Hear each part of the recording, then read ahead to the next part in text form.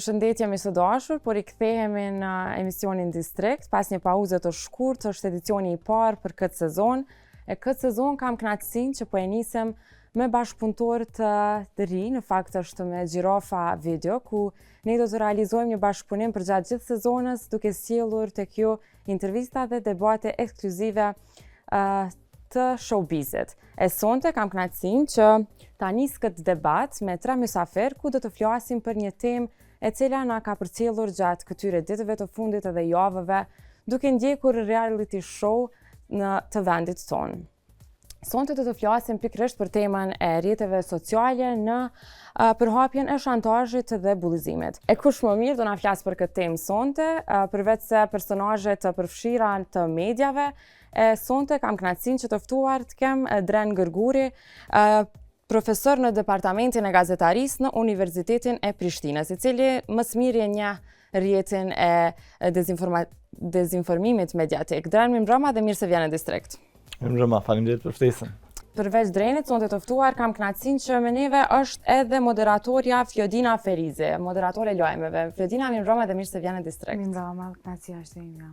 Po ashtu në Distrikt me neve, sonte është edhe Elena Gashi, artiste e re e cila do të bëhet pjesë e showbizit shqiptar. Elena, mirëmbrëma. Përshëndetje, faleminderit për ftesën. Dren, po e nisi me juve. Ndjehuni të lirshme në fakt me kyç edhe jo në debat, se s'është shumë serioze ose formale që mi ushtru pyetje secilit.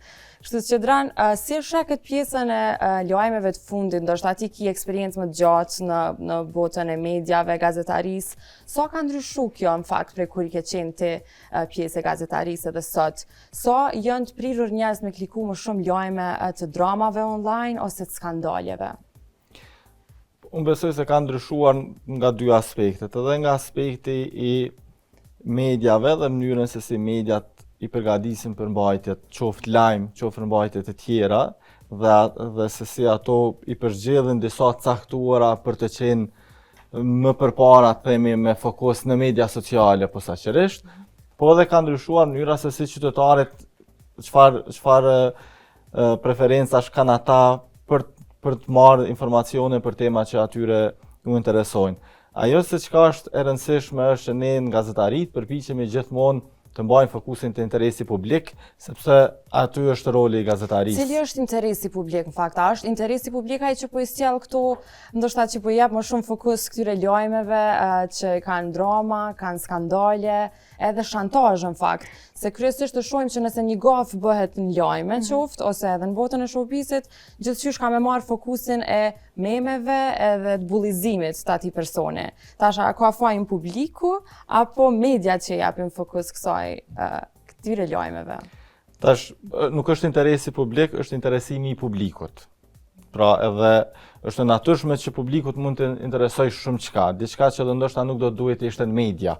Dhe ne si profesionistë të fushës, për ata jemi profesionistë dhe e dim cilat janë kornizat brenda të cilave ne duhet veprojmë. Përderisa ne po shkojmë te interesimi I publikut, po I bie që ne po I kalojmë kornizat që nuk duhet I kalojmë si media dhe si gazetar, dhe pastaj po shkojmë në atë se çka publikut edhe mund t'i interesoj. Por shumë herë ato janë përmbajtje të cilat janë irelevante për shoqërinë, janë të parëndësishme edhe për jetën e gjithë secilit prej nesh, dhe mund mos na interesoj ajo se çka publiku mund të interesoj, por çka po ndodh është që ne I shohim shumë lajme të cilat shkojnë në atë drejtim për shkak se përmbajtjet e atilla bëhen më virale, kanë më shumë klikueshmëri, edhe ne sot jetojmë në një periudhë që është vëmendja e publikut, vëmendja e ekonomisë nga aspekti I medias, pra media intereson që të ketë vëmendjen e publikut, sepse kur ke publik në media sociale, ti mund ta monetizosh atë, edhe kjo përkthehet në fund me modelin e biznesit që shumica e mediave në Kosovë kanë zgjedhur, I cili nuk është I përshtatshëm për shoqërinë tonë, e dëmton shoqërinë tonë, siç edhe po e shohim që po e bën, e do ta bëjë edhe më shumë në të ardhmen, përderisa ne lejojmë që ky model të vazhdojë kështu. Në atë moment I bie që ne po heqim dorë prej shumë parimeve, elementeve, standardeve profesionale për shkak se duam që të jemi të parët, ndoshta edhe pa e verifikuar a është e vërtetë ajo që ne po e themi. A ka dënime Flodina I moderatore e lajmeve, atë ka ndodhur ndonjëherë që Normalisht krejtve na ndodh me gabu, duke folje, kështu. Po ndoj moment që e ke ndjej veten sikur po bullizohesh ndoshta para shikuesit ose diçka. Lajmet kena shumë pak hapësirë në të njëjtën kohë dhe shumë hapësirë për me gabu në lajme, mirë po të jesh moderator e lajmeve ta lehtëson me një anë që ti nuk vendos se çka do të prezantohet publikut, çfarë përmbajtje kanë me pas lajmet. Moderatorët veç i lexojnë lajmet, mirë po edhe këtu ka hapësirë për me gabu. Unë zakonisht rrallë herë ndodh me marrë përgjegjësi nëse shoh diçka të shkruar me gabim në prompter ose në lajmet që i kam edhe vendosi me ndru. Shumë rrallë kur e di sigur që ka shkruar gabim redaktori gabim pa e ditë ose pa e vërejtë ndonjë gabim i vogël, përndryshe përgjegjësia gjithmonë është tek personat e tjerë, jo tek moderatorja.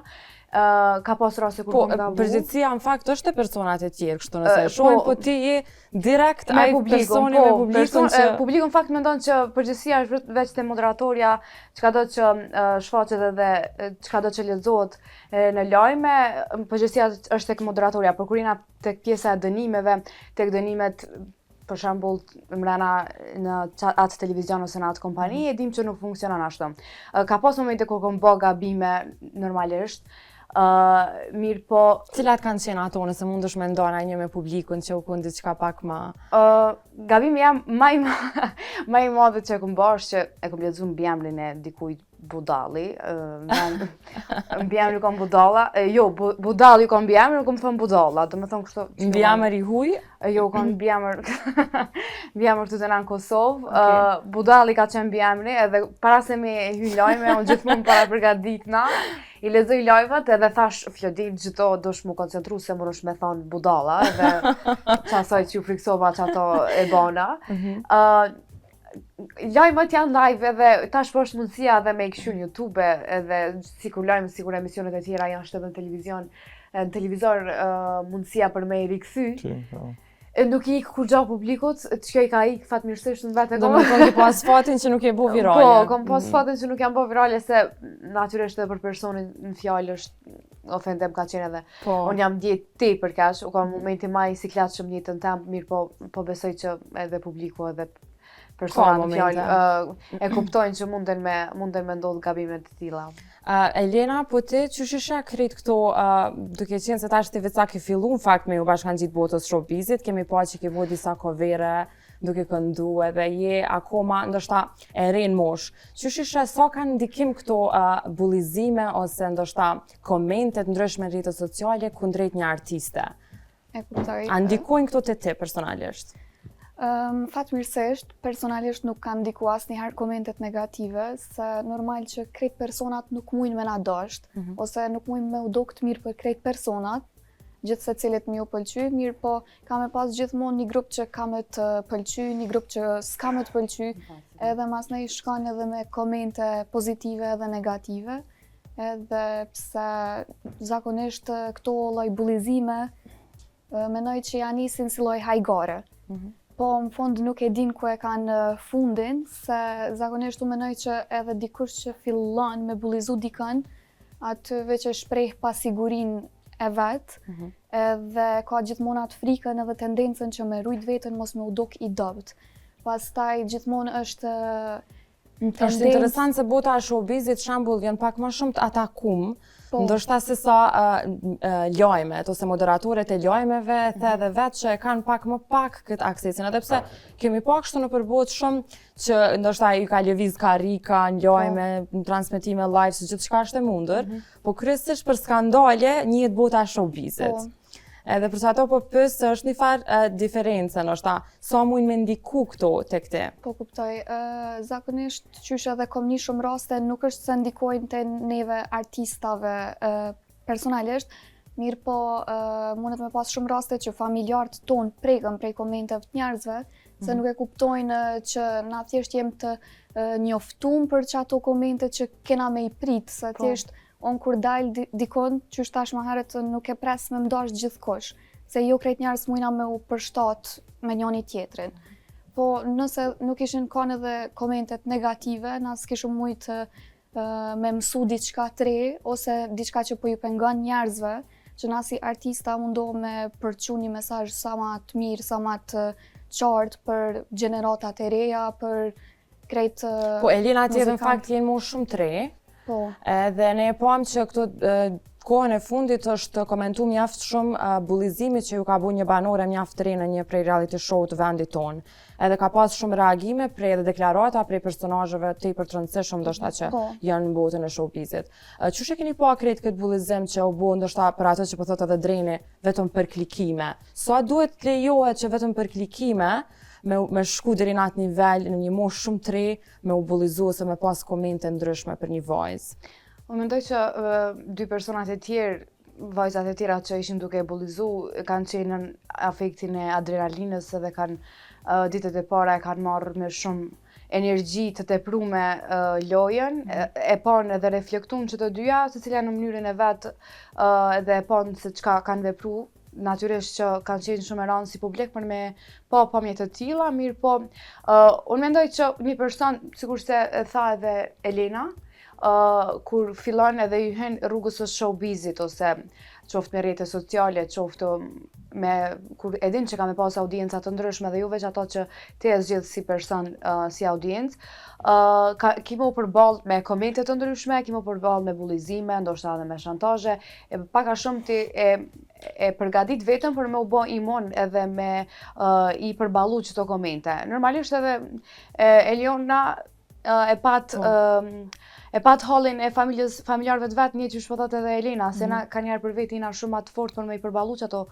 komente ose që ato vërsuljet personave tjerë që na bën drejt neve.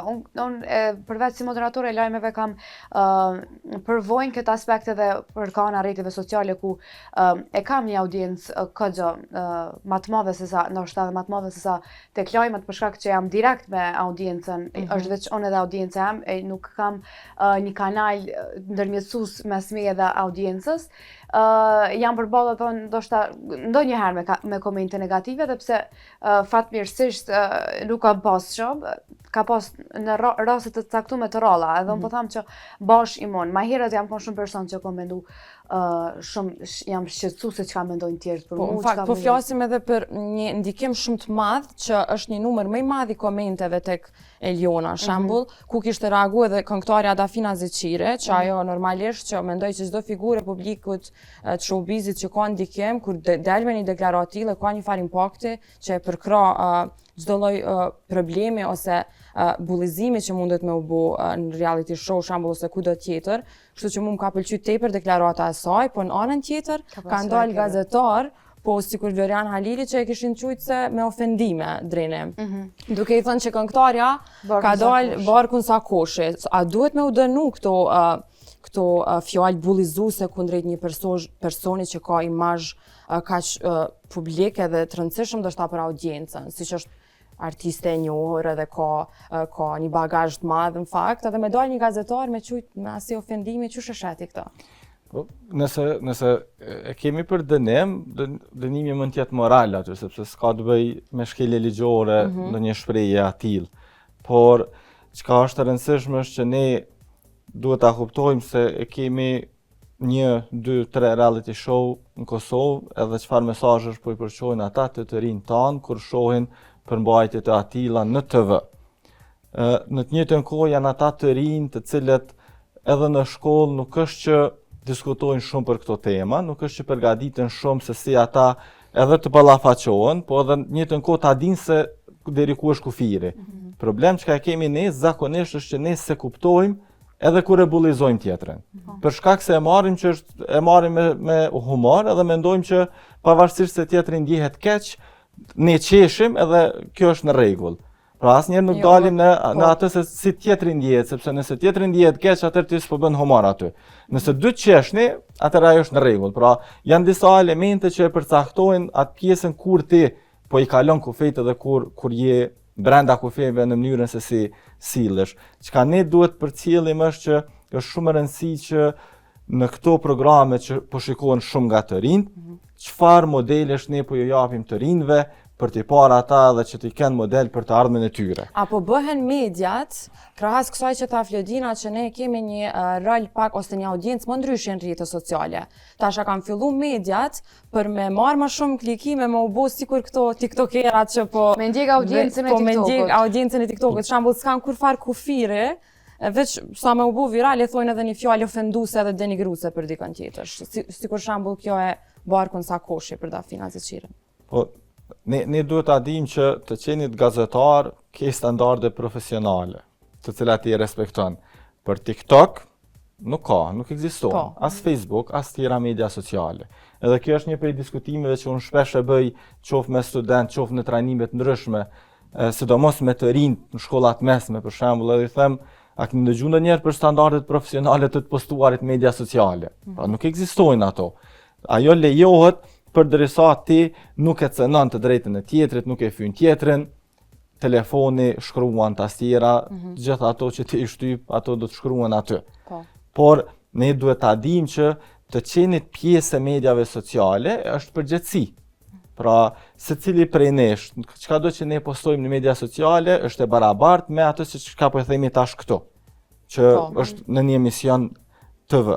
Pra, krejt këto ne që jemi në fushën e medias, sidomos ne tre tash në këtë rast, e kuptojnë shumë më mirë se si funksionon media, ato që e përmendëm më herët, për shembull përgjithësia, kur moderatori e thot diçka ndryshe. Pra për publikun, figura je ti, sepse ty të sheh. Po ne që jemi në profesion brenda, ne e kuptojmë që faktikisht personi i fundit që ka përgjegjësinë është moderatori i lajmeve nëse një fjalë është e shkruar, sepse moderatori e lexon ashtu siç është shkruar në skenar. Unë me student këtë javë kisha ushtrimin gazetari televizive, edhe e ushtronim moderimin e lajmeve. Edhe atyre ja u shpjegojsha pikërisht këtë që ju e përmendet. Pra mënyrën se si moderatori i lajmeve për publikut e konsiderojnë që është e lehtë, sepse është shkurt. Në anën tjetër, nëse një intro është 15 sekondëshe, s'bën asnjë gabim. Ne këtu edhe po të gabojmë diçka, qeshim, kalon, është emisioni formati i tillë, në lajme s'ka. Por çka duhet ne? Duhet që edhe publikun e gjerë me e vedisu më shumë në mënyrën se si funksionon media, çka është gazetaria, të dallojmë gazetarin, dikën tjetër, influencerin, mysafirin në studio që jo domosdoshmërisht është gazetar. Pra janë shumë elemente që ne kemi bosh. Pastaj, në krejt qët mes, ne po ja japim një reality show me përmbajtje të cilat nuk janë të përshtatshme për një pjesë të madhe shoqërisë, sepse ai program është 24 orë. Pra nuk po flasim veç për orët e vona, po shërditën. Tash dikush mund të thotë po një reality show. Ti e ke paguar se ajo është edhe me kod. Pra po unë besoj që nuk mund të hiqesh nga përgjegjësia as lehtë. Sa që ti thuash që është me pagesë ekstra dhe pse ti në familje po e paguan. Nuk është për shkak pagesës, kodi është sa e dion që është vendos për moshën me pas atë kontrollin e prindërve ndaj fëmijëve. Nuk është për pagesën. Po tash kontrolli është bo pak edhe i vështirë duke qenë se po kanë qasje në rrjetet sociale. Po janë pamjet e njëjta, po janë në TikTok. TikTok është më shumë se sa në TV që e shohin të rinjt. Sepse ne kemi një rinj që sheh shumë TV. Në Kinë e pash një lajm që në Kinë ose në Japoni, nuk e di sigurt, në Kinë është bo domethënë ligj që nuk lejohet me dalë para mediave dhe me fol dikush i cili nuk e ka diplomën ose specializimin adekuat për një temë caktuar. Kjo ka edhe për influencera. Edhe për influencera. Ka për influencera që pas fakultetin e krym për atë temë që ti po e diskuton si drejt. Nuk kanë drejtë më është informacion i pavërtet. Është e pavërtet. Ka qarkullun gjuhën shqipe, po është i pavërtet. S'ka ndodhur ajo në Kinë. Jo. Okej, se shkon shumë nëse kish ndodhur. Po, se në shtaj shortë edhe të na dikur, se të na për shembull. Unë s'kisha thënë që është mirë e para, sepse ne gjithmonë duam lirinë e shprehjes, ajo është cinim. Edhe dyta, Kina nuk është një shtet demokratik që ne ta marrim shembull që të ndjekim rrugën se çka bën Kina me mënyrën se si funksionon media. Po tash kur flasim për lirinë e shprehjes, edhe kufirin në media shembull, këtë lind pyetja se a do duhej me u marrë masa për këto ofendime që me u cenzuru pak fjalët edhe mos me u dëmtu shoqëria deri në nivelin ku shkojnë me u bullizu dhe me normalizu këtë gjendjen e ofendimeve kundrejt njëri tjetrit. E këtu është ajo që ne kemi gabu si shoqëri, sepse e kemi relativizu çka do që thuhet në emisione. Pra edhe çka ndodh është që për të rritë që rritën me këto emisione, për ta shumë ma e natyrshme me pa diçka të tillë në TV. Që pyete më herët si ka qenë para një periudhe, për shembull nëse kthehemi 10 vite prapa. Nuk ka ndodhur në emisione të ketë diçka që sot edhe mund të ndodhë. Ta shikues janë qytetarët e Kosovës, të cilët shkojnë në shkollë edhe nuk mësojnë për media. Pra, nuk e kuptojnë se çka është një përmbajtje, të cilën ata duhet ta pëlqejnë, edhe çka është tjetra që ti s'e pëlqen. Se tek e fundit media sociale është algoritëm. Pra, algoritmi nuk e kupton gjuhën, i kupton interaktivitetin që ti e bën me të.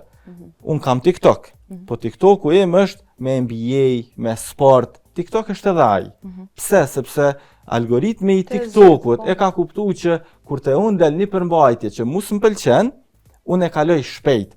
Nuk la me kalu sekonda, sepse kalimi i pak sekondave, algoritmit ja jep një mesazh që i thot se ky përdorues i pëlqen përmbajtjet e tilla. Edhe TikToku e rrit mandej dozën e përmbajtjeve të atilla për ty si përdorues. Pra, përdorimi e TikTokut edhe çfarë do lloj media tjetër sociale është përgjithësi e secilit prej nesh.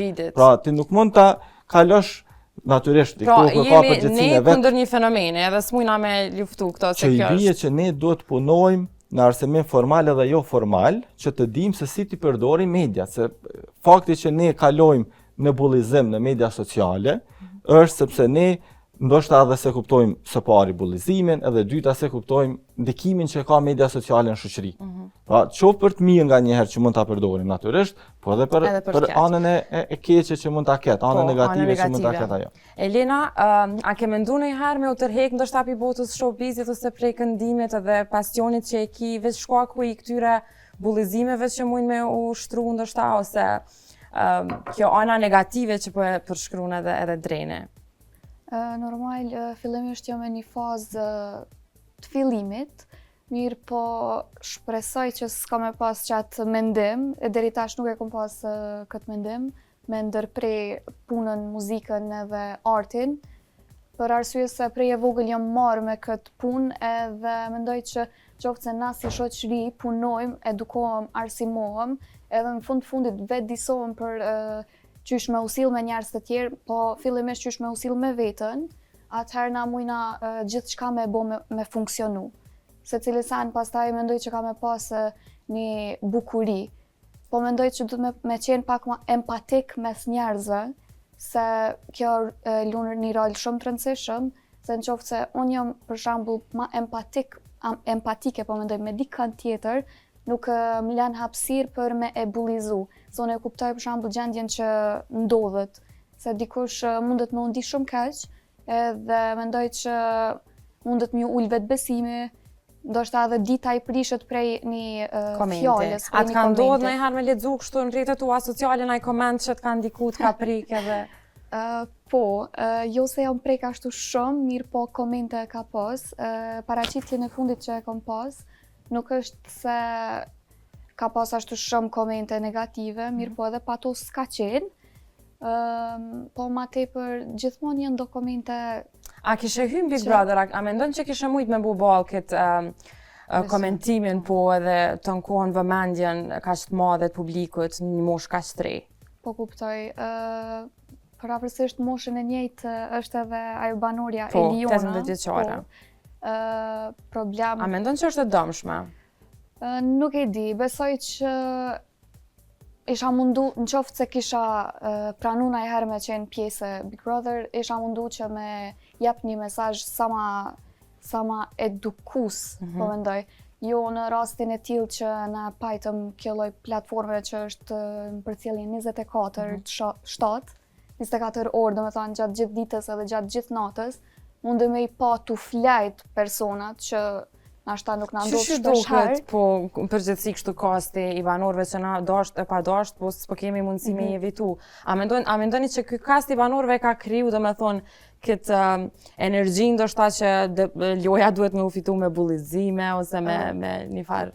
Kjo është reality show dhe zakonisht reality show janë të supozuar me paraqitë pak a shumë me pasqyru se çfarë populle jem.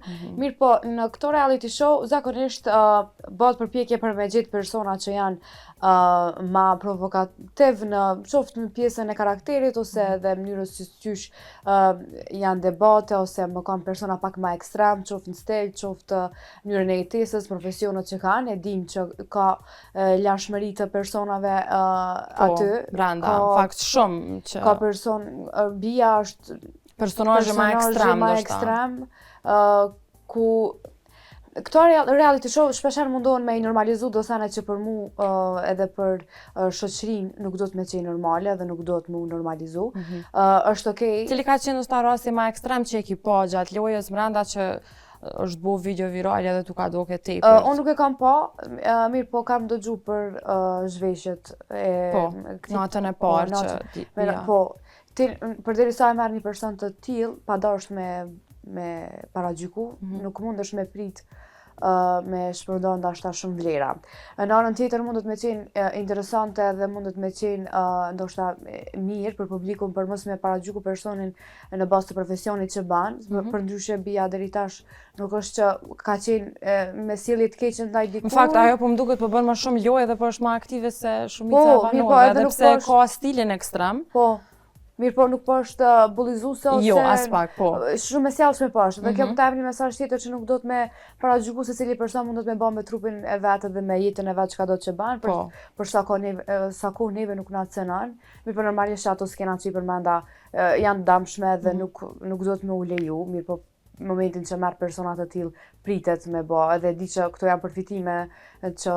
Siç e përmendi edhe Drene. Që bën për klikime dhe... Bën për interesat të televizionit. Të televizionit. Dran, a kishe pranu me qenë ndoshta ndonjëherë njëtë nëse ishe rikthy në kohën e gazetarisë pjesë ndaj formati tillë ku ka njerëz, siç po thotë edhe Fledina, domethënë të ndryshëm, karaktere të ndryshme. Ti ke qenë gazetar? Po, dhe arsyeja pse nuk do të pranoja është për shkak se unë e kuptoj saktësisht natyrën e formatit. Edhe e di si funksionon organizimi edhe gjithçka. Dhe kur ti e kupton këtë, ti e din se aty pavarësisht që tash në reality show të tillë, karakteret janë të ndryshme, po ne duhet ta kuptojmë që ajo është show. Pra, nuk është pasqyrimi i jetës reale aty, se po të ishte ashtu, nuk do të ishte show me hiperbola siç na i shohim për reality show.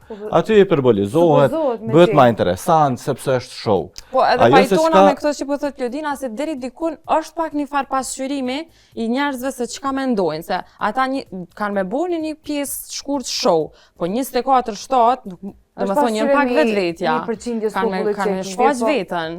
Mirë po, sidomos më fal që po ndërprej këtë vet, janë zgjedh persona të më ekstrem të kosit dhe janë mundu me zgjedh persona që bëjnë shumë debate, bëjnë shumë ekstremizëm, më thonë, të fushave të ndryshme, ka pas me qenë pjesëtare edhe Iqbalja. Hudute, po. Hudute, mirë po, atnat ju ka ndërprej, domethënë, është interesant me po një personazh si Bia me një personazh si Iqbalja. Personalisht mendoj që Iqballës nuk do të më u jep mundësia me fol heq në media sidomos për shkak që po e merr një person që nuk është i autorizuar me fol për fen, për me paraqit fen, edhe po kemi pa në fakt Iqballën që ka qenë domethënë shumë deklarata televizive. Po ti nëse don me përfaqësu dikush me përfaqësu Islamin, mundohu me fut dikant tjetër që është adekuat për atë punë. Ndoshta persona të tillë nuk kishin pranuar. Nuk kishin pranuar, po nuk është etike. Unë mendoj që nuk është etike në media me thirr dikant që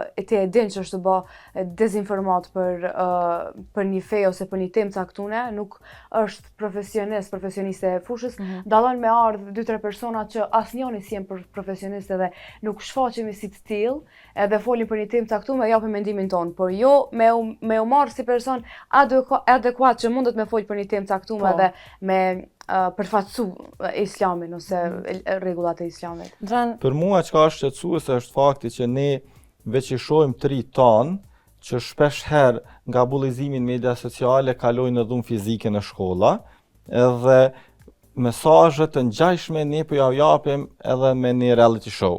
Që ti mund ta bësh atë, e bën edhe kaq. Pra edhe kjo pastaj thjesht ja jap edhe një mesazh tjetër të rinjve që po e bëjnë ata pse mos ta bëj unë. këta të rinj të cilët se kuptojnë që ata e bëjnë se është show. Dhe ata aty qëndrojnë çdo ditë sepse paguhen. Nuk është jetë reale ajo. Pra për të po them që s'është jetë reale. Ne duhet ta kuptojmë që kushdo që shkon aty e ka një rrugë të cilën ai e aktron për shkak se është show. Pra ai është aktrim, nuk është jetë reale. Me këtë pjesën që me ditë me dallu rinia jetën reale dhe atë të showit, a do duhet që edhe brenda showit me u marr masa kundrejt dhunës, gjuhës të dënshme ndoshta ose atyre bullizimeve që bëhen, që ndoshta do ishte mesazh krahas këtyre antivlerave që po prezantohen me pas edhe vlera. Tentohet me u marr masa, mirë po nuk mundet me marr masa ndo shkuese si në shkollë rreme një kama, po më kupton. Edhe pse mundohen me aty është mandej kreativiteti i produksionit. Vetë fakti që ka karaktere të atilla, ti e kupton mesazhin e produksionit. Pra sepse produksioni i zgjedh ata. Ata nuk shkojnë me dhunë aty. S'mundesh me prit më të marrë ligjërata. Që i bie fakti që ti përzgjedh karaktere ekstreme, ti dëshiron me pas senzacionalizëm tërkohën aty, sepse është ajo që përmendëm më herët, ekonomia e vëmendjes, çka është senzacionale. Pra dhe ndoshta një pikë mi nxit me loja tilla apo jo? A i nxit produksione? Nxit deri me një pikë, derisa nuk ajo është aktrim tash. Ajo është aktrim. Pra kushdo që e shet duhet ta kuptoj që është aktrim. Asnjë aty nuk është në jetën reale ti. As kur qesh, as kur çon. Është aktrim. Po, e pam edhe ka pas në fakt në projimin e kaluam shumë momente emocionuese që janë konë kundrejt pikërisht kësaj teme edhe rasteve të vajzës Eliona, e cila pat një storje shumë të trisht edhe e gjithë ajo historie saj është marrë në media edhe në rrjetet sociale është komentu, unë për veti kur e kom pa ato komente për Elionën jam shokuar se deri ku më rrin niveli me pas komente të tilla. Po, edhe për një rast kaq sprekshëm, kështu që çdo mundesh me vrejt se me çfarë njerëz mundesh kena të bëjmë, jo vetëm na, nuk mund të thonë se vi shqiptarë se në krejt botën janë persona që kanë me gjetë gjithmonë diçka për me komentu, për ata është esenca me pas një inteligjencë emocionale secili person kur e din që ki me u bof. Ndodh që ato persona që s'janë fytyra publike në intervista të ndryshme bëhen viral, mim edhe përballen me këto komente. Ka qenë edhe Shkurta që është bo virale edhe u bo personazh publik që edhe ka hyrë big. Domethënë Shkurta ka shku veç prej intervistave, duke dhënë komente edhe deklarata direkte. Është bo virale, që do me thonë nuk ka hezitu fjallë. Po, e ka ditë ku është të shku, po do me thonë që një intervistat nështë të voksat që i themin në shishet, në gazetarë dhe të jap një përgjigje që ashtu qysh të vjen, i ki emocionet e kamerës, si person që nuk je mësu me media, nuk je mësu me kamera, dhe qaj moment shkan viral, edhe bullizor është nështë qysh ka qenë ai rasti ai djali ka dalë dhe ka thënë. Me fol. Po, ka fol edhe një tjetër. Ai ka tregu votu votën, shembull është fjala që çdo vit në zgjedhje, ajo fjalë unë vetë një njerëz që thonë ai votove votën. Edhe është po mandej është shumë rënd për shëndetin mendor, për ato do të me pas atë vetësimin e personave që një koment jote të pi çaj mund të më aprish ditën nashta edhe komplet shëndetin mendor një personi tjetër. Me ndryshu jetën. Po, unë kam pas komente negative sidomos te pjesa pas lindjes. Unë kam pas depresion pas lindjes edhe shpeshherë e tham këta edhe normalizoj do me vedisu nana që është diçka normale. Nuk kam pas shumë komente negative, mirë po mjafton një koment që ty me të ndiku edhe më patën thonë për trop si vaz. Ke pas komente? Po, komente, 2-3 komente janë kanë. Po tham janë ashta 50-100 komente të mira, po te jenë gjendje vetë se të keqe, ti kur s'mundesh me di çfarë gjendje. Po, më kish interesu bashkë me ndal pak edhe në këtë pikë, veç shkurtimisht kisha dashur m'ia bëj edhe një pyetje për fund, me që jemi drejt fundit, Drenit, për këtë shpifje në organizuar pranë media. Çysh mendon që ndikon kjo në fakt kur bëhet, a e ke analizuar këtë pjesë, mas edhe je profesor edhe pedagog i gazetarisë. Qysh funksionon e gjithë kjo shpifja organizuar, siç kanë qenë komentet në fakt për vajzën në fjalë që edhe komentu më herët. Nuk e di sa ke pas rastin me ndjek. Se kam përcjell me thonë drejtën, shpifje organizuar në ç'kuptim? E kanë marrë një pjesë një Fatëm, një lajm ka Foto, qenë që kur- kjo ka jetu me një familje tjetër nga mosha 7 deri në 13 vjeçare në Gjermani, shteti e ka marrë prej familjes. Kanë ditë E me kishin ba dezinformu të thonë që ajo është ka ikë largur, prej nuk është- shtëpisë, Po. ka marrë shteti se kjo ka ikë prej shtëpisë, e ka ndërgu, apo ka pas Po shumë... në fakt, edhe Shumë hiç drama. rasti i saj na ka shpifje të organizuar në rrjetet sociale. Po besoj që Përgjithësi, ti po. Tash, ne çka duhet ta kuptojmë është që duhet mësohemi që informacionet që i marrim, ti marrim në disa burime, jo vetëm një burim. Por unë po flas për dezinformimin si fenomen.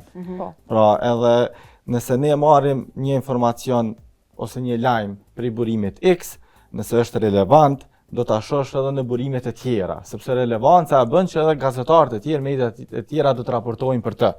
Edhe nuk po hyte rasti konkret sepse se kam përcjell edhe është showbiz, edhe unë kur merrem me temën e dezinformimit, interesimi im është më shumë në tema të tjera se sa kjo e showbizit, për shkak se në shumë vende në showbiz i prodhojnë vetë. Pra, unë nuk di se ka qenë këtu, po në showbiz i prodhojnë vetë këtu sepse duan të jenë në ballina, duan të jenë në emrat që diskutohen te publiku e të tjera.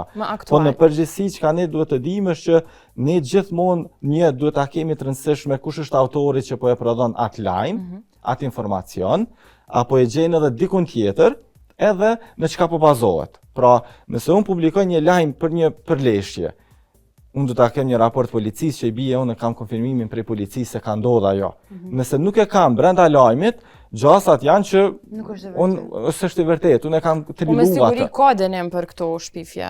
Ka dënim për media, mirë po jo për persona. Tash në media, tash nëse shkruan në media sociale, nuk ka dënim, sepse s'ka mënyrë se si mund të identifikohet. Për gazetar, edhe për gazetar në këtë rast, sepse ajo është paditë civile dhe nuk është penale, që i bie gazetarët mund të dënohen për shpifje, nëse ajo vërtetohet që është shpifje dhe që është prodhuar nga një gazetar në ndonjë emision, për shembull. Po është edhe Komisioni i Mediave që e dënon televizionin. Televizioni përderisa ka rrjete sociale të verifikume, Komisioni unë e di që i dënon, nuk e di sa jam e saktë, mirë po. Komisioni pavarur për media nuk ka nuk ka mundësi që të shtrihet edhe në aspektin e mediave sociale, qoftë edhe të të njëjtit televizion, nëse ajo përmbajtje nuk është transmetuar në televizion. Pra, se ne çka shohim nganjëherë është që mediat ndryshe e kanë një përmbajtje që është në TV, edhe ndryshe dallon teksti i cili mund të jetë në media sociale, për shkak të kësaj një. Gati tash jemi si njëjtë. Edhe pastaj është edhe Këshilli i Mediave të Shkruara të Kosovës, që është organizëm vetë rregullues i gazetarëve dhe shumica e portaleve kryesore të Kosovës janë anëtare aty. Ata përpiqen që të respektojnë kodin etik të cilën e kanë të votuar nga vetë gazetarët përfaqësues të mediave. Edhe ajo shumë e rëndësishme që të respektohet, por fatkeqësia është që ne kemi faqe të tjera të cilat as nuk e dim të kujt janë, as adresa e kujt është, edhe kemi shumë faqe pastaj nëpër media sociale që mund ta ketë edhe titullin lajme. Pra, emërtimi i faqes është lajme 24. Por fakti që është lajme aty nuk do të thotë që janë gazetarë ata që qëndrojnë prapa faqes dhe që i shpërndajnë informacionet. Për ata unë nisi prej bazës, kur e diskutoj këtë dhe them, ne duhet me dallu informacionin edhe lajmin. Çka marrin media sociale është lajm. Pra, informacioni është çkado informacion që secili qytetar e ka. Lajmi është gazetari e merr informacionin, edhe fillon e verifikon, edhe e shtron në një kontekst, ja jep një strukturë e cila quhet lajm. Pra, këtë edhe ne ende s'po bëjmë këtë dallim. Kur po them ne, shoqëria e ne mendojnë që çkado që shohin në Facebook është lajm, s'është e vërtetë. Siç ka rëndësi burimi, edhe unë shpesh burimi i lajmit, edhe unë shpesh e përdori e krahasoj me kohën kur ne shkojmë pushim. Nëse ti e pyet dikën ku e ke pa një lajm, thot në Facebook. Edhe unë them, nëse ti ke shku në deti, nëse ti ke shku për pushime, ku ke qenë në deti? Sa e din ti ku ke qenë? Është e njëjta sa ti po e një burimin ku po e merr një informacion ose një lajm. Ajo ka shumë rëndësi. Si ka rëndësi burimi i lajmit, ka rëndësi edhe personi që e udhëheq ose moderatori ka rol këç, besoj se kena pa shumë debate ku në fundit që ndoshta bëhen virale kur edhe moderatori nuk i jep me qëllim ose pa vedije, nuk e ka vedijen aty që mos më jep drejtim ose ka debatit edhe skalon gjithçka dhe kthehet në një cirk. E të rasti që përmendet nëse ka procese gjyqësore edhe ka thjesht kërkon çastin dokumente publike.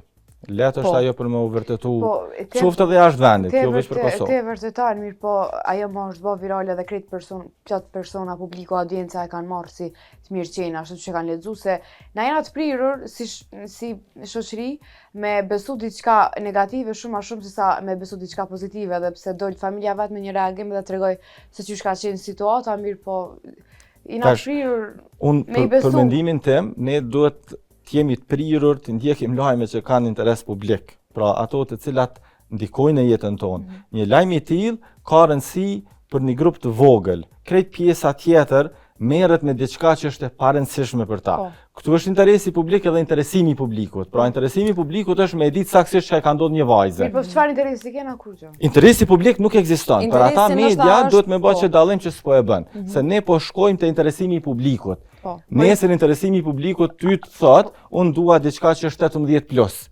Ti thua ngadalë se kjo s'bëhet. Pra, sepse ti je profesionist i fushës dhe ti përcakton çfarë përmbajtje po e përcjell te publiku. Përderisa shkojmë në këtë trend te interesimi i publikut, ne do të kemi vazhdimisht të diskutim tema që janë irelevante për Po nëse ne. nëse përcjell veç interesin e publikut, mandej nuk jas shikueshmëri, nuk jas interesim të publikut, apo më kupton? Për shkak të Po interesimi i publikut ushqehet prej kujt? Skandaleve, ndoshta edhe këtyre dramave online që nuk janë, unë nuk mendoj që na i vlerësojna faktikisht. Shumë komente janë negative, po aty veç shprehet një farë lloj mllefje dhe klikohet. Ndërsa ato që e pëlqejnë njerëz të ndjekin komplet si emision, prej fillimit deri në fund e shohin me qef, që tashmon ndoshta nuk ka edhe emisione të tilla, janë për tu numëruar ngishta debatet mirëfillta, po edhe për emisionet tamam me vlera. ose emisionet tamam me vlera, shembull, unë nuk e di, unë e ndjeki një emision që është në Shqipëri, është Goca dhe Gra, aty ki një leramanit temave të përditshmërisë edhe ngjarjeve më aktuale prej fillimit deri në fund ka dinamikë të jashtëzakonshme. Po te na, pa dashur me ofendu, as pak asnjëri prej mediave, mendoj që mungojnë këto vlera ndoshta, edhe këto interpretimet lajmeve, edhe përveç videove të shkurta që domethënë këto që po i komentojnë, krijojnë anëshmëri dhe e rrisin shikueshmërinë me fjalë të tilla, siç po e përmendë edhe Flodina shembull, veç për shikueshmëri. E media e ndjek interesin e publikut, audiencës, mirë po media pak a shumë edhe i cakton disa standarde tek publiku. Unë mendoj që ekuilibrimi i këtyre dy seneve me thonë, ja ka huq se interesi i publikut është shumë pak se sa interesimi i publikut. Ma shumë po ndjekët interesimi për atë arsye. Unë mendoj që si media je i obligum për me pas një balans. Ose cenzurem. Për me mbjetu, dush me prodhu edhe çka kërkohet. Mu shpesher më kanë thonë, pse në televizion e po thërni veç tiktokera, vetë jam tiktokere, po gjithmonë më ka bërë kjo pyetje pse nuk thërni, unë kam thënë që ka pas emisione që është folë për libra, ka pas emisione që është folë për vlera, mirë po asnjëherë nuk janë ndjeket kanë dështu se s'ka pas financim për me financu, mirë po diçka mundesh me ndjek temat aktuale, me qenë edhe interesante, pa shpërnda dezinformim, pa nxit debate ose me nxit bullizëm ose ndoshta mujna me trajtu këtë komercializmin në suaza pak më etike. Po, ne po sa më thonë, si media e ki që ato, mirë po tash mediat, ato që po e bajnë për me përfëku të dyjat, është që mrena në televizion bajnë video për mbajtje që postojnë veç në rrjete sociale, pikërisht për atë cenzurimin që i bëhet në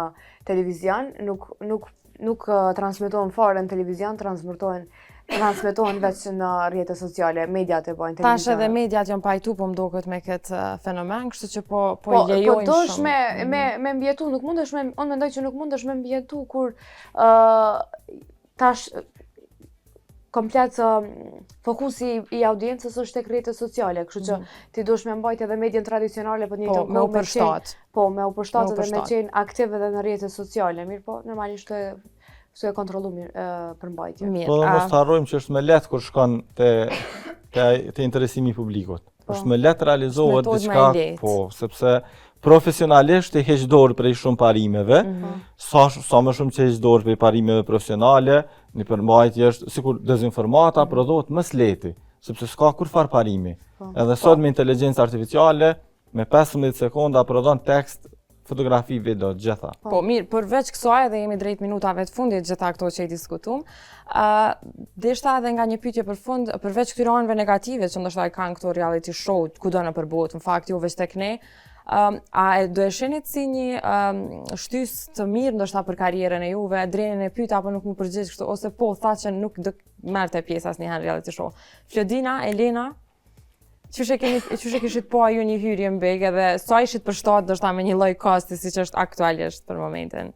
Unë s'kisha mujt me hy, nuk kisha mujt me të sa dush me qenë intelektuale, me qenë të dash me shpërnda sjellje pozitive ose vlera, në momentin që vjen dikush të afrohet në fytyrë gjun me jastek edhe të çelin tema ti, nuk mundesh me persona të tillë me shpërnda vlerat e tua është shumë e vështirë për shkak që temat nuk qelen që ato që ti don me unë s'kisha s'mundesh me i bu ball komplet atyre. Po, nuk ki qatë shumë provokime sa që për detyrosh me dalin nga vetja, nuk mundesh me nxjerr anën tane pozitive ose me nxjerr anën tane që je për një mes, se të kohën je në presion e bullizume, shantazhume një par forma. Je e atakume prej personave dhe dush me nxjerr atë instinktin vetëmbrojtës, që nuk është, mandej nuk je ti ai person. Tërhiqesh ndoshta nga kjo energjia më negative. Tërhiqesh edhe s'kiqare pa u përballë, se ti ata kanë armëtarët e fytyra dhe dal njëri nga vetë, nuk e kisha përballur. Pikërisht tashmë që edhe je Elena? Pajtona me mendimin e Flodinës, është shumë vështirë ti me tregu një vlerë. Po e shohim kushtrimin që ka hyrë si këngëtar, nuk po bën shumë lojë dhe po mundohet me këndua. Kishe mujt edhe ti ndoshta me hinë si forme veç me këndu. Sa mundesh me mbjetu. Me mbjetu mandej. Po sa mundesh me mbjetu është gjithmonë pyetja se mas çdo projimi na e shohim që ka muzikë edhe ajo ja gëton këtë banorët, po mendoj që nashta nuk është e mjaftueshme veç me shkru edhe me këndu. Mirë po sado që na dojna me tregu një vlerë sociale ose një diçka do që mundet me qenë, sado pozitive, një person asnjëherë s'ka mujt me ndrru komplet shoqërinë. Duhet domethënë këtë shoqëria me bashkëpunu që me përçu një mesazh pozitiv. Unë po besoj që ti me këtë energjinë tonë të butë, ndoshta i shkon problem me qëndru gjatë në shtëpi ose ambiente të tilla. Jam person që më pëlqen shumë drita, më pëlqen gjelbrimi, hapësira domethënë ku ka ajër pastë kuptohet. Nuk e di sa kisha mujt me kon në presion kamera. Dritave dhe kamera, po. Po, edhe të personat që non-stop janë të dashur me të ataku për lojë, për çka do. Mirë po, nuk i dietar plus, nuk më thonë as kjo. Është alo herët, nuk i diet. Mirë, unë Dren, nuk e di ti thash që ju asnjëherë të e ditë formatin, tha. Po, unë çka kisha shtuar është që ne duhet ta kuptojmë se media përcakton agjendën e publikut dhe media përcakton se çka publiku dëshiron. E ka përcaktuar më herët, do ta përcaktoj gjithmonë. Kështu që nëse ne kemi një shoqëri që është e orientuar në përmbajtje të caktuara, është sepse ne si media, po mediat e Kosovës, po e ushqejnë me ato lloj përmbajtjesh. Pra nëse publiku ka shkuar në një drejtim që është i gabuar, atë drejtim media ja jep. Ata nuk e marrin vetë, sepse thjesht se njohin. Por media i orienton në atë drejtim. Se çka servohet. Sepse çka ata i servojnë. Kur ata fillojnë me i pa, pastaj është ai elementi i aftësisë, përgatitjes, vëdësimit të shoqërisë, se çka zgjedh dhe si e zgjedh. Zgjidhja vetëm është në sistemin arsimor, sepse këto çështje nuk është që as nuk janë për një individi që e përmendet, po thjesht janë probleme të cilat shoqëritë e zhvilluara i kanë zgjedh nëpërmjet arsimimit. A ka edhe atje elemente të tilla? Natyrisht se ka. Veçse shteti jonë i vogël është sa një qytet atje. E atje është krejt shteti, pastaj edhe ne nuk mund të krahasohemi me Gjermaninë ose me vende të tjera, ku vendi është shumë i madh edhe brenda asaj shoqërie pastaj ka laramani shumë të madhe se sa që kemi ne në Kosovë. Po prap sistemi arsimor, sistemi shëndetësor, psikologjike të tjera janë në zhvillim shumë të madh se sa ajo se çka ne kemi edhe që kemi ndërtu, edhe që po vazhdojmë ta ndërtojmë. Sot s'do ta harrojmë këtë që ne jemi shtet i ri edhe ne jemi në zhvillim e sipër në shumë aspekte, që si kemi mri ende, duhet punojmë që ti mrim. Flodina, po përmend edhe këtë pjesën pas lindjes, edhe duke qenë se ke qenë, domethënë, edhe je akoma moderatore e lajmeve. Sa të ka penalizuar se çush ke mujt me u rikthy përsëri me publikun, a ke pas ndonjë pengesë ose vështirësi emocionale pasi që shumë herë dalin fytyra publike dhe e komentojnë fakt këtë pjesë. Unë për vete kom pas fat që më është dhënë mundësia normalisht që edhe duhet me qenë për secilin person, për secilin nanë të re që vendos ose vajzë, grua që vendos me u bë nanë, me u rikthy në vendin e punës. Ndjej nevojshme me thonë që e kom diun e të nevojshme me u kthy në lajme, 7 muaj ka pas adori kur jam rikthy prap në punë profesionit tem, se kom pas nevojë e përjetova një humbje të identitetit mes asaj që kush jam unë si Flodina dhe mes nanës Adorit, kështu që ke nevojshme për mu me u rikthy, ATV ma ka mundësu me u rikthy 2 herë në javë, që ashtu që shumë kam kërku, në mënyrë që me qenë sa ma shumë me Adorin, të njëjtën kohë dhe mos me lanë anash profesionit. Me konë edhe përmbushur anën e karrierës, që me qenë një anë është ta më e mirë dhe më e mirë, se ti nuk mundesh kur je në gjendje të keqe emocionale, me qenë mirë me fëmijën tanë kur ti nuk je të ndje mirë. Edhe me rreth, në fakt, edhe me njerëz gjysmë e përmbushur kur të mungon kjo ana e përmbushjes profesionale. Se kjo ka qenë frika eme kur kom mbejt sa tanë që karriera jam përfundoj, tashmë do të më fokusu veç rolit nanës, kështu që e kom bërë një balancë. Po m'bja me përmend edhe një herë, domethënë po m'kujtohet njëra prej artisteve që ka qenë aktive edhe në shtat zani, edhe kom admiru pafundësisht të Kunda Fina Zeqire. Po. Edhe domethënë ajo vazhdimisht ka qenë edhe ka këndu edhe e ka përmendur një pjesë në një prej postimeve të saj që është ma mirë për shëndetin e saj mendor që t'jetë aktive çdo herë në punë. Edhe po mendoj edhe kjo që ti e the ke një super mesazh për gjithë ato nana që janë shtatzani dhe janë në njëjtën kohë pjesë tu punu, po çfarë do lloj pune që qoftë ajo, në cilën do sferë që janë, që mos me u ndalë dhe me qenë aktive. Shtatzani të ndalë veç ana shëndetësore, a je mirë me shëndet dhe vazhdon se nuk është jetu një keq ose jetu një faj. Kjo ndjenja e fajit pas lindjes është shumë e madhe, shumë nana detyrohen me i dërgu fëmijët gjirdh ose me i lanë për kujdesjen e gjysheve nanave tyne për me shku në punë dhe ndihen sikur që nuk janë të bëmë mjaftueshëm. Punoj veç 2 herë në javë, të dielën edhe të hanën krejt ditën mbje me lënë vetë, diellën as nuk e vren. Edhe prap nina sikur nuk jam të bëmë mjaftueshëm, kështu që po ju tham si mesazh që sa do që ti punon, prap ka mos të duk vetja që i të bë jo mjaftueshëm për fëmijën tanë. Kështu që nuk është mirë me lënë anash karrierën. Fëmia rritën edhe tash tingëllën kaq me thonë që shto mirë, po fëmijët kanë me vazhdu me jetën e tyne, te nuk mundesh më me kthy kohën, nuk mundesh me u kthy nashta mundësive që tipen sa je e re dhe sa je pikërisht. Edhe po besoj që është vështirë me gjetë atë balancin çdo herë emocionalisht, po është mirë që me u fokusuar te dy, atë edhe në familje, por edhe në karrierë. Ja, gjithmonë kemi lënë keq, kemi sakrifiku pak kënej pak anej për me bënë një balancë. Po një balancë. E për Dafinën ka pas shumë komente negative, e di në atë kohë. Unë e kom postu një video të i dhanë lajmat për herë të fundit si mujën e 8 shtatzanis, edhe mandej pjesa e dytë e videos ka qenë postpartum masi jam kthy prej pushimit të Leonis. Edhe ka shku 9.5 milion në Instagram, edhe në TikTok ka shku mirë, po ajo që më patron... Ka pas komente të mira që të kam përpro? Ka pas komente shumë të mira, mirë po ka pas komente edhe shumë negative. Për i cilës gjini? E keqja ishte që shumica kanë qenë prej gjinis femrore dhe që është ajo që të banë me ushqetsu edhe me ushqetsu për nivelin e mendësisë që e kem jo veç na, se video në Instagram ka shku kështë international, do më thonë në barë botën, në barë viral. Po, mirë po, prej shqiptareve ka qenë marre. Qysh ku po del me atë bark, ose olo dikon mos të shihet barku, më kanë thonë. Atë deri në atë nivel, që mos e kanë pa këtë proces. Sa është përdin me kohën të e pas parasysh edhe që i konë në atë proces? Po, jo, une ma e pata kalu edhe e disha, diçka kur e di që e ka mirë, nuk më ndikojnë heq komentet negative, se e di sigur që e ka mirë. Mirë po, te për kisha qef që kjo mendësi me qenë edhe në shtëpiat e tyne.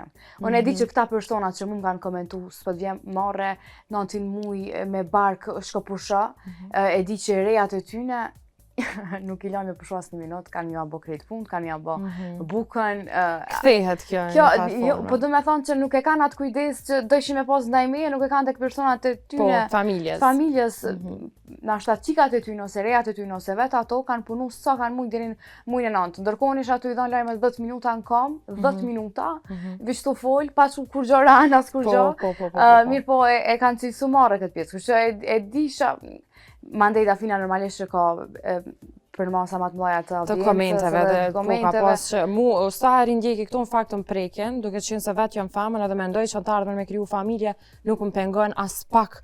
Nëse veç me shëndet jo mirë, shtatzania si proces më duket krejt natyrale dhe një mendësi që duhet me u normalizu kudo që je në çfarë do lloj sfere. Unë të falenderoj ty shumë që e ndove këtë eksperiencë tënde personale bashkë me neve, edhe po besoj që është një mesazh shumë i fuqishëm për gjithë ato vajza që janë treja edhe ndjekin edhe punën edhe familjen të njëjtën kohë. Po, se veç edhe diçka doshta me ndërlidh, se deri tash folëm për anën negative të rrjeteve sociale dhe të mediave dhe dezinformimin që bëhet, mirë po nuk do të me lënë pa e përmend edhe pjesën pozitive të rrjeteve sociale, për mu kanë ndiku tepër shumë mirë në pjesën në kohën kur mas shumë kom pas nevojë shtatzanisë, pas lindjes, e tash krijon komunitete ku ty të ndihmojnë me u zhvillu qoftë aktivitetet e tua në profesionin tanë, qoftë mu më kanë ndihmu për në eksperiencën time si nanë e re që nuk kisha të planifikuar më ka nanë edhe një 10 vjet.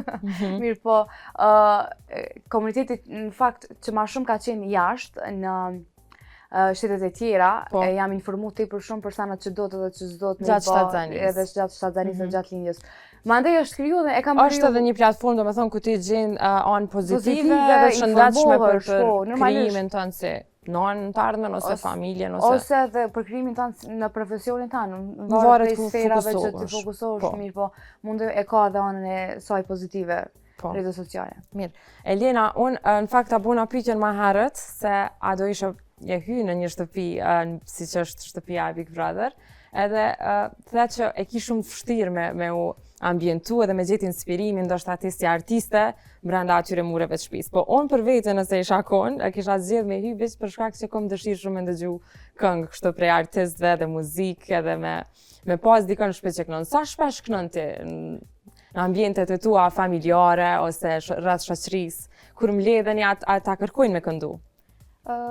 Shoqënia jam janë pak a shumë krejt muzikanta, edhe shpeshherë mbledhem edhe krijojmë diçka shumë interesant bashk, ndoshta edhe bëjmë ndaj cover, dikush përcjell me piano, dikush këndon, dikush me kitar, po gjithmonë është një atmosferë shumë e bukur, shumë atraktive, se edhe pse na i kuptojmë gabimet si muzikanta kush çka po bën, na prapë vazhdojmë. Edhe është shumë interesant që zakonisht nuk përçohet te krejt njerëz, te dëgjuesit saktësisht. Pra ju nuk rrini me shokës të shoqe që janë pjesë e muzikës, ju jeni krejt. Jo, kam shoqni shumë të madhe, përndryshe unë me motrën tem punojmë me biznesin ton bashk, e kemi një biznes, mirëm me flok, me thoj, me grim, e kështu. Dy pasione, tu këndu edhe tu grimua, po. Po, përndryshe më pëlqen artin përgjithësi, më pëlqen gjithçka që ka të bëjë me art, kam qef me vizatu, edhe e marrë artistik, me krejt që ato ka të bëjë me art. Po, definitivisht. Mendoj që më përshtatet shumë artis edhe jam me qetë edhe gjithmonë mundona me jep më të mirën për vetës. A mendon që pra artistët duhet me qenë qetë? Se unë kom pa edhe artistë që janë shumë artistë në shpirt, po janë ekstravagante dhe janë... Po, muj me thonë që na krejt artistat e kena një lloj comfort zone me do persona, e nuk e shfaqim veten me krejt njerëz, se deri tash kam të fol për bullizimin, na jena shumë persona të qelt, jena të drejt për drejt, çka mendojmë e thojmë, jem thjesht artista dhe kuptojmë botën në mënyrën reale. Po momentin që ti nashta e thuni koment drejt për drejt, dikush mundet me u prek, për që ata duhet me pas pak ma kujdes, mënyrën qysh po shprehem, qysh po qasemi ndaj. Po qasemi me personat e tjerë që nuk na njohin privatisht, personalisht, qysh me thonë. Po A shijon më shumë kur këndon në grupe të vogla të njerëzve, duke qenë se janë atyre të qetë dhe nështë halas mësu me këtë vëmendjen e madhe, apo më shumë nëse ki audiencë më të madhe? Qysh emociono, qysh i ndon këto emocionet ose stresin? Është shumë interesant, me stresin kom punu do me thonë, me stresin kom punu. Sarë që e përmenin qëta, e përmenin gjithmonë stresin prej Shqipërisë. Ndërlidhin temë, kur thëmë që po punoj me stresin, mirë po jam të punu me vetën zakonisht non-stop pa u nalë, se është shumë veti e mirë me punu me vetën, edhe me indrejsh dosa normal që perfekt s'muj me konë, po dosane qka neve mujnë me nëndimu për me dalë pak ma mirë, ma profesional. Për ndryshe kom pas edhe koncerte jashtë shtetit, kom studiu muzikë klasike, jom marrë me operë, po tash jena tu provu diçka unë personalisht me zhandre, ma shumë jem ka baladat, po edhe zhandre tjera më përshtatën. Më pëlqejnë krejt llojet e muzikës, nuk është që nuk i ngaj krejt, mirë po saj për ketë muzikën kom qef me interpretu kur jam vetë. Nashta me eksperimentu kur je vetë. Eksperimentoj, edhe thjesht është një farë lloj sigurie se momentin që je vetë ti e din që s'ki mu gjyku prej kërkujt.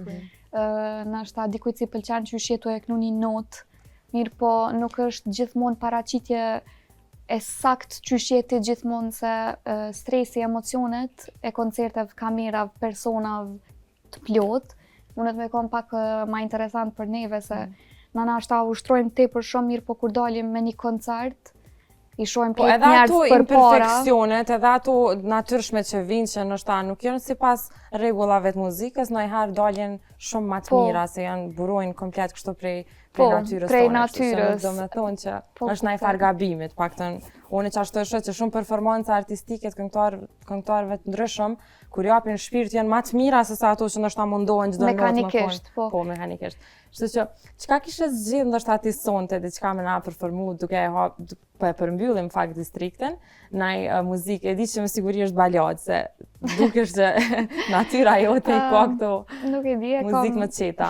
Po, një këngë që e kam kështu favorit, e pëlqej me vite dhe nuk më bot bajat, është Moj Bjondin me Sy të zi. Okej. Edhe këtë këngë e kena kënu shumë me grupin tem, qysh nuk është se kam një grup, po grupin e shoqnis po mendoj. Na kur mbledhëm, do me thonë, knojmë qëto lloj këngë vjetra qytetare, që akoma kërkon edhe ndëgjohen fakt. Po, qysh thash, nuk bon kur bajat, se e kanë një mesazh shumë të ëmbël. Diqysh kur i këndon një femnës, është shumë interesant se ditën e sotit është bo shumë probleme dhe tekstet. Po. Tekstet keq ka punina është kerri, parja, ajo, Bugatti. Po, Bugatti, Ferrari. Edhe pak problem për që ato. Okej, atëherë kanë qenë ma poetike. Po, pak ma poetike, ma romantike. Edhe unë shumë si me të pas sugjeru që me përmbyll me një këngë kaq të mirë, kisha dasht me të ndëgju ty edhe me përmbyll distriktin sonte, duke ju falendëruar edhe një herë që ishit pjesë e distriktit. Patjetër me shumë kënaqësi. Emi së dashur, këtu po e përmbyllim edhe këtë edicion të distriktit, e ne së bashku do të shihemi javën e ardhshme, e deri atëherë mirë mbetëshi. Ti e din se zemrën ta kam dhënë.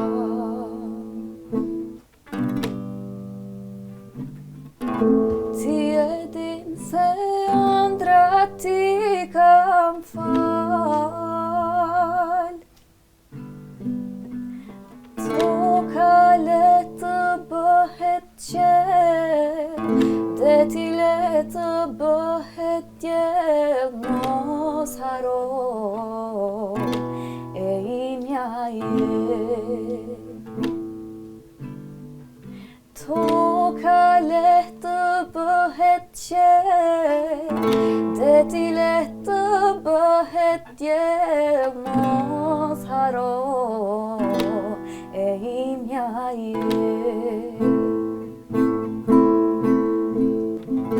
Moj Bjondin me sy të zi, e me buzë moj si qërshi, heja velin të ta marë, oj se